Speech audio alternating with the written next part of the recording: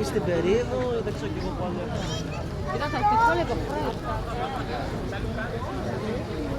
Ναι, βρισκόμαστε Βουδαπέστη, Βιέννη ή Πράγα. Προφανώς και κάνω χιούμορ. Είμαστε στα Χανιά. Είμαστε στην πλατεία 1866, κέντρο των Χανίων.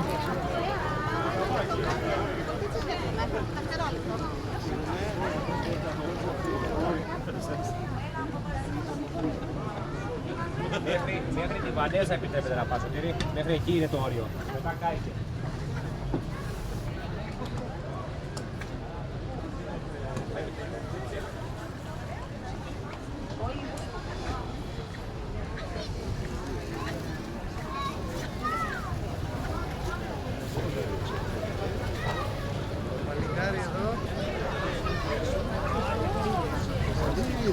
Κέντρο των Χανίων λοιπόν, πλατεία 1866, σπιτάκια παντού.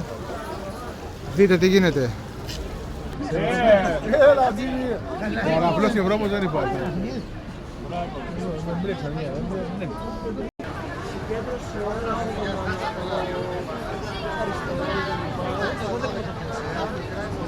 Θέλω το καλό, να καλά όλοι οι άνθρωποι, να μην υπάρχει αδικία.